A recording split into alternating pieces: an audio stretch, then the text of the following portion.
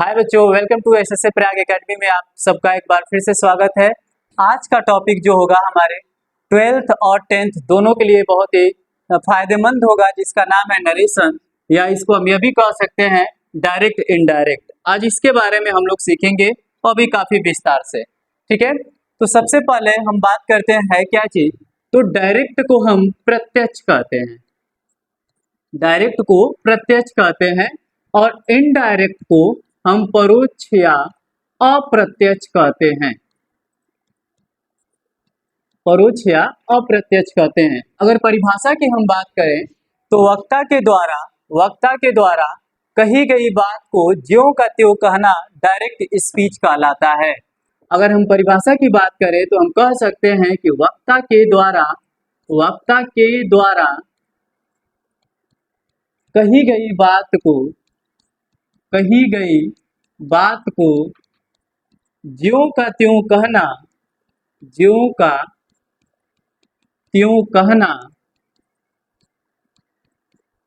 Direct speech कहलाता है। वक्ता के द्वारा कही गई बात को ज्यों का त्यों कहना डायरेक्ट स्पीच कहलाता है।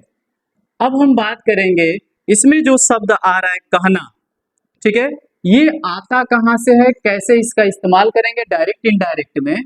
तो सबसे पहले हम क्रिया लेते हैं से। ठीक है, आप सभी को पता होगा कि से का मतलब होता है कहना और प्रत्येक क्रियाओं के अंत में ना पाया जाता है। तो इसी के द्वारा हम डायरेक्ट से इनडायरेक्ट सीखेंगे कि कैसे इसका हम प्रयोग करते हैं। से का यदि हम हिंदी लिखें तो ये होता है कहना। ठीक है, अगर इसके साथ हम टू ऑब्जेक्ट जोड़ लेते हैं तो ये कहना शब्द जो है ये बताना हो जाएगा।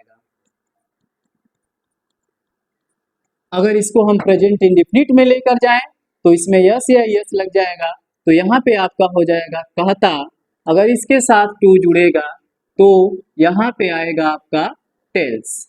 फिर इसको पास्ट में लेकर जाएंगे तो पास्ट में हो जाएगा सेड, जिसका हिंदी होगा कहा, और इसके साथ यदि टू जुड़ता है तो इसका टोल्ड में, यानी यहाँ से बताना, यहाँ बताता, और यहाँ पे हो जाएगा आपका बताया। फिर फ्यूचर में लेकर आएंगे तो फ्यूचर में हो जाएगा सेल से, या सेज, विल से, या सेज। इसको भी जब हम टू के साथ अगर बदलेंगे ऑब्जेक्ट टू के साथ तो हो जाएगा सेल, से को बदलेंगे टेल, अगर सेज दिया है तो ये हो जाएगा टेल्स। इसी प्रकार से हो जाएगा विल, और यहाँ पे हो जाएगा आपका टेल, और यहाँ हो जाएगा टेल्स। ठीक है, अगर हम बात करेंगे एक बार फिर से तो डायरेक्ट स्पीच क्या है, तो वक्ता के द्वारा कही गई बात को ज्यों का त्यों कहना डायरेक्ट स्पीच कहलाता है। इसके मुख्यतः दो भाग होते हैं। डायरेक्ट स्पीच के मुख्यतः दो भाग होते हैं। डायरेक्ट स्पीच के मुख्यतः दो भाग होते हैं। ठीक है, हम सबसे पहला ट्राई करेंगे जिसको हम लोग कहते हैं रिपोर्टिंग वर्ब। पहले वाले को कहा जाता है रिपोर्टिंग वर्ब और दूसरे को जो है रिपोर्टेड स्पीच कहा जाता है। दूसरे वाले को रिपोर्टेड स्पीच कहा जाता है। रिपोर्टिंग वर्ब क्या होता है, तो जब किसी व्यक्ति के द्वारा कही गई बात, जो व्यक्ति कहता है उसको हम रिपोर्टिंग वर्ब, और उसके द्वारा कहा गया जो कथन है उसको हम रिपोर्टेड स्पीच कहेंगे। जैसे यदि एग्जाम्पल लिखा जाए कि he says to me I am a boy, he says to me I am a boy। अगर इसमें हम बात करें कि क्या रिपोर्टिंग वर्ब है, क्या रिपोर्टेड स्पीच, तो इस सिंगल इन्वर्टेड कामा से पहले जो कुछ भी है इसको हम रिपोर्टिंग वर्ब कहेंगे, और जब डबल इन्वर्टेड कामा के अंदर की हम बात करेंगे तो इस वाले को हम रिपोर्टेड स्पीच करेंगे। देखिए, आज से हम लोग सीखेंगे डायरेक्ट से इनडायरेक्ट में कैसे बदला जाता है। इसमें हम पहला पॉइंट लेकर आए असर्टिव सेंटेंस। असर्टिव सेंटेंस को बदलने के लिए बहुत ही आसान नियम है। इसमें 3 या 4 नियम फॉलो किया जाता है। जैसे कि आप पिछले कुछ मिनटों में आप सीखे हैं कि जैसे से को, सेज को, ठीक है, प्रेजेंट में और पास्ट में सैड को, और फ्यूचर में सेल या विल को। अब इस वाले एसेटिव में आएंगे तो इसमें आप बदलेंगे, जो सेड टू दिया रहेगा इसको बदल देंगे टोल्ड में। इसके बाद कॉमा हटाएंगे, तो कॉमा हटाने के बाद जो कनेक्टिव वर्ड प्रयोग करेंगे वो दैट का, और इसके बाद थर्ड वाले नंबर पे आप आ जाएंगे पर्सन परिवर्तन, पर्सन परिवर्तन, और फोर्थ वाले नंबर पे निकटता संबंधी, निकटता संबंधी शब्द।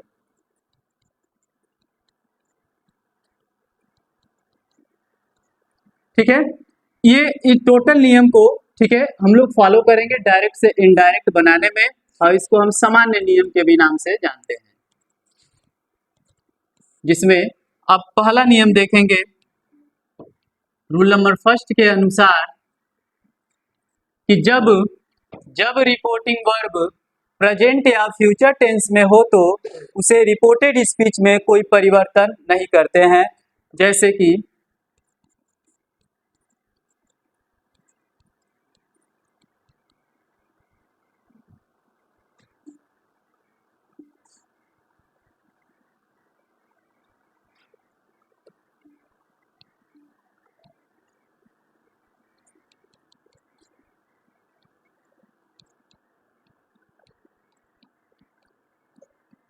सेंटेंस है कि he says to Rahul he is my brother, he says to Rahul he is my brother.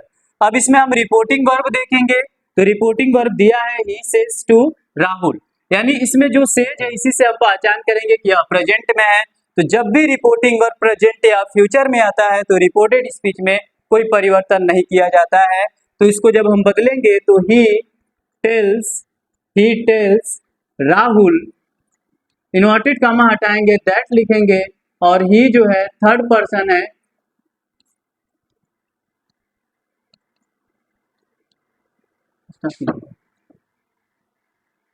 चलिए कुछ और एग्जांपल्स के माध्यम से हम समझते हैं कि यदि रिपोर्टिंग वर्ब प्रेजेंट या फ्यूचर में आए तो उसे हम किस प्रकार से बदलते हैं। जैसे एग्जांपल दिया है कि Rani says to her friend, Rani says to her friend she is a doctor. जब हम देखेंगे रिपोर्टिंग वर्ब को, तो रिपोर्टिंग वर्ब जो है इसमें सेज है, इसलिए इसको हम कहेंगे कि यह जो है प्रेजेंट में है। और जब रिपोर्टिंग वर्ब प्रेजेंट में हो तो रिपोर्टेड स्पीच में कोई परिवर्तन नहीं किया जाता है।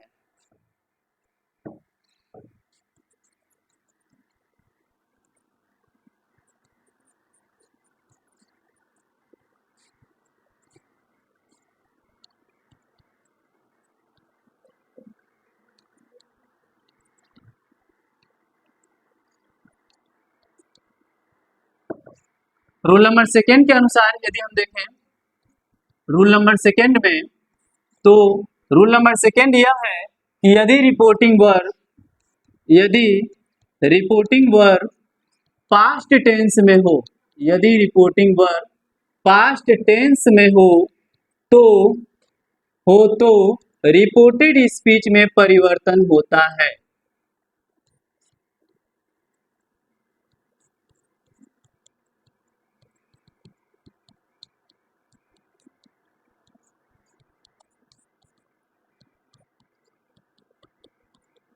रूल नंबर सेकेंड में कह सकते हैं कि यदि रिपोर्टिंग वर्ब पास्ट टेंस में हो तो रिपोर्टेड स्पीच में परिवर्तन किया जाता है।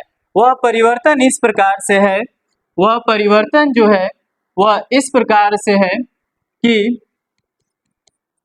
यदि प्रेजेंट इंडेफिनिट टेंस दिया हो, यदि प्रेजेंट इंडेफिनिट टेंस दिया हो तो इसे बदलते हैं पास्ट इंडेफिनिट टेंस में।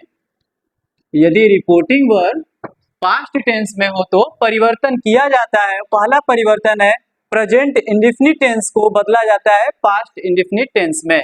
ठीक है, अब सबसे बड़ी बात कि प्रेजेंट इंडेफिनिट टेंस का पहचान कैसे करेंगे, तो प्रेजेंट इंडेफिनिट टेंस का पहचान जो है सिंगुलर सब्जेक्ट के वर्ब में यस या ईएस पाया जाता है, लेकिन प्लूरल सब्जेक्ट के वर्ब में यस या यस नहीं पाया जाता है।